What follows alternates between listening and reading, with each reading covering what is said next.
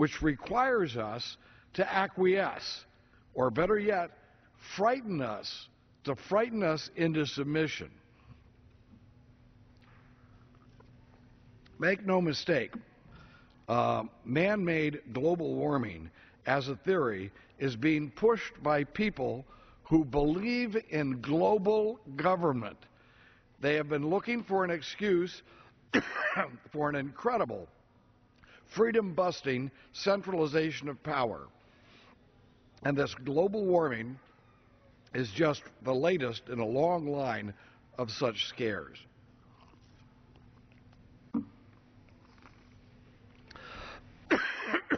Excuse me.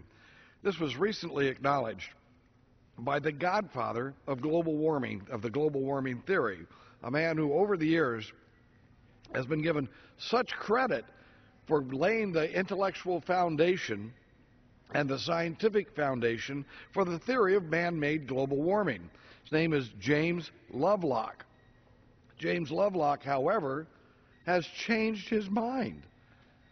James Lovelock now concedes, and after a long time dialogue with Bert Rutan, one of the great engineers of our day, James Lovelock has come around to understand that he was not being totally honest about things when he would accept, and he was accepting information that bolstered his position and rejecting consideration of other information.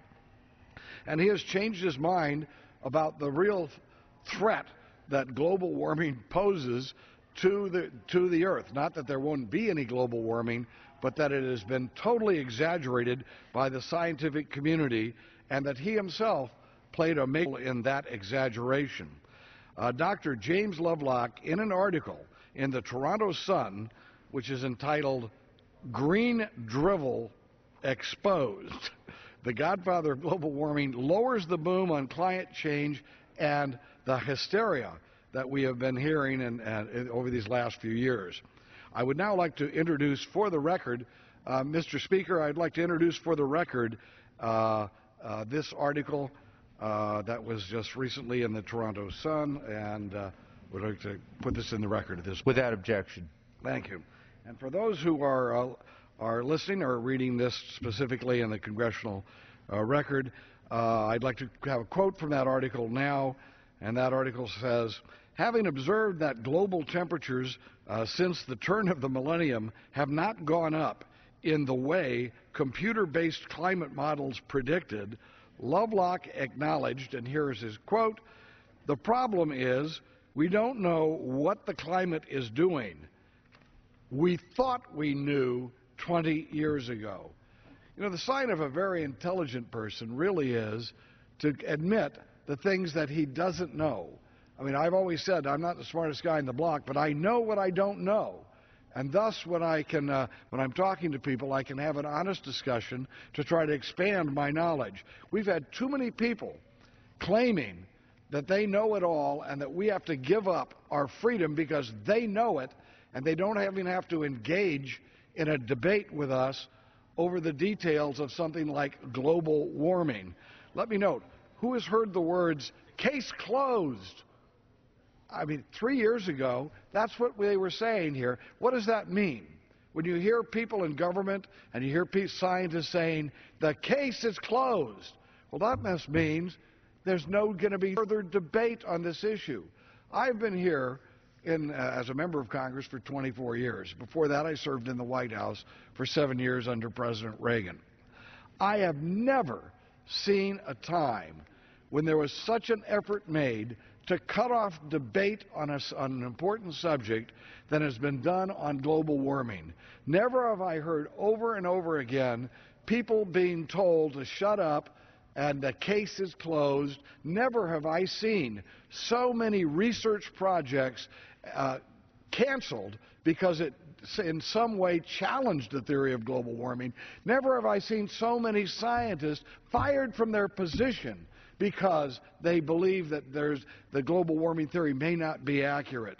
So what we need to do is make sure that we have an honest discussion of the issue, and when we have, Even some of the promoters, some of the people who've been the strongest advocates, like the individual, the doctor I just quoted, has changed their position, if not totally reversed it, at least said, well, we really don't know what we've been advocating for these last few years.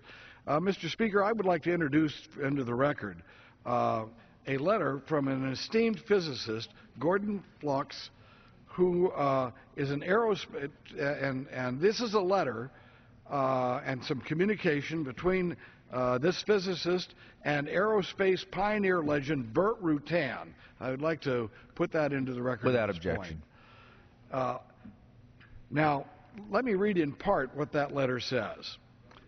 During the nuclear winter scare about 25 years ago, we redid Carl Sagan's original calculations to discover that he had carefully chosen the inputs to his climate code to produce the results he wanted.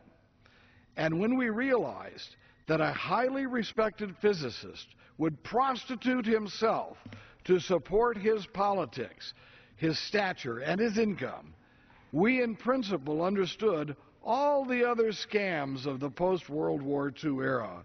So you had, as he's quoting there, someone who everyone looked up to in Carl Sagan, and when they realized he was cheating on the information and the analysis, they realized that this was so widespread, it was something to be concerned about. And I continue.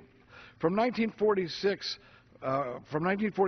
Nobel laureate Hermann Joseph Muller, hiding evidence of a threshold phenomena in human radiation exposure, to Rochelle Carson promoting half-truths about DDT, to the unfounded scares about acid rain and ozone depletion, magnetic fields, global warming and ocean acidification, as well as diesel particulates, and more.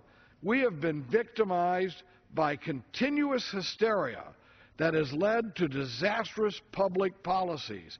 Far too many scientists and their fellow travelers have supported a grand bilking of American taxpayers for their own selfish and political interests. End of quote. End of quotation from that letter to Burt Rutan from this world-famous physicist. It's clear that our current system, fueled by the horrific waste of borrowed money, isn't working. Perhaps it's time that we acted on President Eisenhower's warning and find a better way to separate research and the creation of regulations. Otherwise, we will find ourselves held truly captive with no access to inexpensive energy or reduced costs for food and access to food and water, and we might find ourselves also with none of our basic freedoms because we've given them away, because someone has frightened us into giving away our freedom and giving away the opportunity for a better life for our children. Mr. Speaker, I am someone who's very optimistic about the future. We have great possibilities. There are other people who look to the future and think that the technological revolutions that we have faced are actually of detriment to humankind. People did not live good lives 100 years ago. As I mentioned, my father grew up or was a Marine. Well, before that, he grew up on a dirt-poor farm in North Dakota, as did my mother. And in those days, people lived. Ordinary Americans did not live well. It was a struggle, and the life, the longevity of these people was not that long because of the struggle they were in. We need to make sure that we continue our technological development so that we can have, yes, a clean environment, which I have indicated was a product of the good technology, and yes, the research that came from honest and hardworking scientists and engineers, quite often on a government contract.